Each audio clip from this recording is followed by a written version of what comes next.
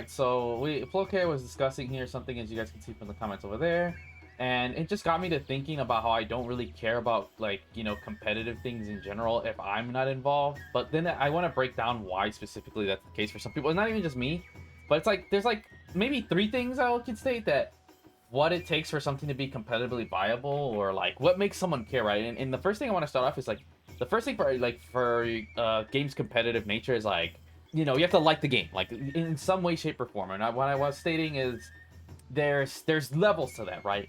There's because people will say all the time, there's a game that maybe they don't like playing competitively, but they love watching, or they love playing themselves, but will watch it competitively, right? And it goes in three levels. There's the low level, intermediate, and high level. And I find that most people will always tend to, the majority, right? They're in low level to medium-ish level, right? So they need to be able to enjoy the game at that level, at the very least. And whether they like playing at high level or not doesn't matter. What matters is, do they like watching it at high level? If it's at medium or low level, that's whatever. But I want to make three good games as an example of games that are just like peak example of that, but just still doesn't work, right? And it's reasons why I don't watch them, and it has to be Under Night, MVC3, and Guilty Gear, not counting Strive. And why is that? Like in that case, a good majority. Why are those three games not so big? Because they have a strong casual appeal, right? They're anime as hell, flashy. Like that's the one thing. Like liking, like it's come from an aesthetic point, right? So there's liking from aesthetic and gameplay point. I forgot to mention that. So that's two things. If you don't like the way the game looks, boom, it's already out of doesn't matter. Boom, discussion's over, right? But then there's liking it from a game. So now that the visuals, let's say you play those three games like I have, boom, then the gameplay. You're like, okay, cool. It's great from a low level, mid level. You're like, oh, all right. But then you get into the high level and you're like, yo, this shit is garbage. This shit is trash. It's not for me. But in many cases, you could still stick around and watch a high level because you like watching it. Well, here's the problem. In these three games specifically, or genres, I would say, they're not the same game at high level. Under Night, MVC3, and Guilty Gear go from just, oh, okay, like, hear some strings, some whatever, super, to, oh, did you let your opponent get in? Or get a block string? Well, hold this shit for a minute. You're gonna eat some bullshit. And it's straight up, like, from a gameplay standpoint, it's not appealing. Even if you don't play high level, I love Under Night. And I for the longest time, I would look at it and I would be like, why am I not entertained watching this? And it finally clicked, like, oh, this shit's boring and whack as fuck. It plays nothing like lower mid-level Under Night. So it just doesn't, like, that disconnect is there, and it's like, boom. Like, you not liking playing at high level is one thing, maybe stress or this, that. But if you don't like it because it's just not even the same game anymore, boom, whole nother story, right? Same with Guilty Gear. There's so much Okazemi, so much bullshit. Fucking MVC3 all becomes just a touch of death. And that's the funny thing, right? That it comes from, if your game has such a split between how it's played at low to mid level to high level, no one's gonna watch that. And then on top of that, what these three games also have, more so MVC3, I think the most, is that visually doesn't look the same at all. There is no visual back and forth. Under that you can be mistaken maybe. Guilty Gear, okay, you're like, oh, MVC3, you can tell a night and day difference. Like, okay, casual, press button. MVC3, round, start, Wesker, round start, handgun, teleport. You're like, oh, okay. Oh shit, it's a sick combo. Oh man, I can't wait for him to get up. He said, get up. What do you mean? Give it a minute. By the way, this was an actual commentary someone said. The dude, that's it. He's like, oh, it's over. Like, what do you mean? He's still got two characters. Give it a minute. That's a completely different visual standpoint from me moving around and doing shit to, GG's, bro, shake my hand, I touched you. Yeah, no. So that's one aspect for me. It's like, I have to already like it already. And if the visual standpoint, and so many fighting games have this, like, it's not even a unique thing. So that's the first thing, right? From a visual standpoint and a gameplay standpoint, that's what makes me determine, like, will I give a fuck? And those three games, as we've established, for me, it's not even the visual thing, because, like, I already like the way the game it looks. If it plays way different in high level, I don't mind that. But to me, it's like, as long as it isn't that level of bullshit, I'll fuck with it. Like, good example, Tekken looks a bit different than, that's why Tekken does better, right? It looks a bit different, but not that drastically different. You know why? Because you have low and mid-level players saying, oh, I could do this, I could do that. The only thing, they don't even notice the subtle Korean backdashing half the time. In reality, playing high-level Tekken and low-level Tekken, there's quite a difference in a lot of ways, but there's a lot of things you could still use from low level, like strings and shit. It's weird, because Tekken is just so bloated, right? But because it's so bloated, it gives people who are low and mid-level the illusion that they could be pro, or that, oh, they're not that much better than this. And that's its own different appeal. And I think Tekken uniquely has that more than any other fighting game, I'd have to say. You know, even though in reality Tekken, even compared to most, has the biggest gap at getting as good as those players. So that's why that game is very entertaining to a degree, but it also becomes boring because it gets a bit too stale-matey. Harada has mentioned this before, and I can agree. Like, yeah, it can be, but for the most part, I like to think that if someone's already invested in Tekken, they 100% would like watching competitive Tekken. So that's why Tekken is a pretty okay competitive game. And you know what? I mean, I quit Tekken competitively, right? See, me, and that's the other thing I want about is how involved you are. I think if depending on your personality, like for me, I don't really watch competitive. Like I don't keep up with like any like Ark's World Tour. I don't give a fuck. But once in a blue moon, like I'll watch a high level gameplay or something, right? And some people, you could be one of 3 levels. You don't give a single fuck about it if it doesn't involve you. I'm very like that. Or maybe once in a blue moon you'll watch something. Fair enough, that's also me. Or like, oh, you'll just watch competitive even if you don't like. To me, I don't watch anything competitive. I do not compete it myself. That's just how I am. Like again, but if I used to, like I said, if I had a history with it, like I said, Tekken and BB Tech,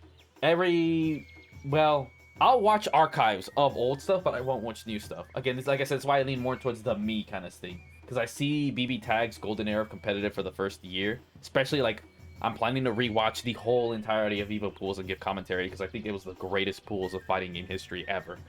It was the most unique, balanced, beautiful shit I've ever fucking seen. And I don't think any fighting game will ever top that, but it's an entire different discussion. But yeah, so that's another thing about, so the first layer is, you know, oh, what's the appeal of your game and do you like watching it, you know, regardless of your story. And then second is, what kind of person are you?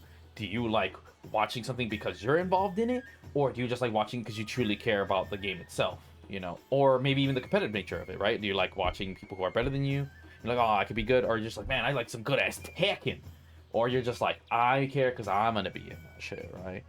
And for me, since I lean towards that aspect, that's why you guys in chat, like, I don't give a single fuck about anything that is not the Capcom Pro Tour or Evo or anything involving Capcom. Like, oh, every now and then, like, you know, okay, cool. Maybe like, oh, did you watch finals? Like, yeah, like maybe. Like, the real question is like, I'll tell you if I watch something, but outside of that, like, if I'm not involved, I don't really give a fuck. Like, honestly, I don't care. Because as a competitor, here's another reason why. As someone like when you say, oh, well, whatever, they're just assholes, shouldn't you care? We're too busy training to watch other shit, and if we are, we have to watch. Like, it's not because we like it or nothing. No, we have to actually sit there and watch matches to actually learn. And I did this back in BB Tag, dude. I commentated and watched hella matches. They were great. Like, I loved it, right? Like, I loved the game. But even if I didn't, I had to so I could learn how to play better. That's the difference. When you're so invested, just ask any Capcom player, like, again, once in a blue moon, maybe they'll watch a Tekken match or something, or play it themselves. Like, I didn't know Taquito played fucking Tekken. Did you guys know that shit? But guess what? He said, oh, I'm gonna go focus on my main game because Tekken don't pay shit. Let me go play some Street Fighter. Man, is like, these people literally will stream snipe and stream watch other motherfuckers because they gonna learn, you know? Like, you live and breathe that shit. As a competitor, dude, you don't even have the luxury to watch other shit. You sit there and you fucking watch Street Fighter. That's all you fucking do because that's where the bread is. So, because I'm a Street Fighter specifically, so see, that's another thing. Well, as a competitor, it could be not even just about you. Like, bro, I'm out here trying to get that bread. So, I don't really give a fuck. Nor do I know who the fuck won Frosty Faustings, and I could give 2 fucks shits of a less. You know? And I don't really care for, like I said, Guilty Gear Strive, I don't really care for it that much competitive. I mean, it's not as bad as Rev. Like, Rev, I couldn't give a single fuck. Or Accent Core. Strive, I used to care, but I was involved, but I never really watched any tournaments, like, at all, because, again, I was super focused on myself. And then I realized, Strive's competitive scene is extremely weak, I'm not running it. But yeah, that's just a bit of my rant on, you know, watching or what it takes. I mean, I want a more, like, scheduled thing, like, with actual numbers. I feel like there's a magical 3, we maybe notice, like, oh, you know, low, mid-level, high, and then there's, like, 2, so it's like, there's the big 3, and within those big 3, there's 2 separations, and then from those 2, it's like 3, almost like a little letter thing. And I think that's what my theory is. Because I said, we already talked about low, mid level, high level, like, oh, playing it, watching it, those are 2 things, right? And that's the first layer of you liking the game, and do you like, how much do you like playing it, and how much do you like watching it, and at what levels and stages. I'd like to say that maybe Street Fighter 2 is, or Street Fighter is the closest to reaching all of them. It's fun to play, low, mid, and high. I mean, but it has a certain taste, right? It's an acquired taste for sure, like any fighting game. But once you understand what Street Fighter is, bro, it doesn't change. Like, the gameplay doesn't really change that much from low to mid to high. It's super consistent. And even watching it, super fucking consistent. Like you can see like, oh, why that YOLO ass dude who did Tatsu lost. You're like, okay, I see why he lost, right? Like people can actually sit here and watch a match of Street Fighter, completely understand it, like holy shit, I get everything, and not be like, what's Korean backdashing or this or that, and also be like, yeah, I can't do that. So that's why I think Street Fighter to this day is probably still the strongest competitive game outside of its huge legacy, you know. But that's just me. And yeah, that'll end about this video. You guys give me your thoughts on games that you like to play, and what your level of gameplay is, and then what you like to watch, whether it's your favorite YouTuber or do you like watching pro matches, or maybe only specifically sometimes people like watching because of their character. That's another huge motivation, right? I know there's a huge number of people that will watch like, oh, I want to watch like the best Rashid player, because maybe you just find Rashid way more entertaining. And I am true to this myself. Like, I care for the core of the game, but there's a lot of characters I don't give a single fuck about. Like, if I see a Laura or a Zhao Yu, I'm like, yo, fuck that character. Then at that point, I get hyped because I'm like, yo, that motherfucker better lose. You know? And sometimes it can go the other way around. Like, I got mad sour. I didn't watch the finals for EVO Japan because there was a filthy Sakura in there. I'm like, dude, why the fuck is this character in there, dude? You know? So sometimes it can be a huge detriment.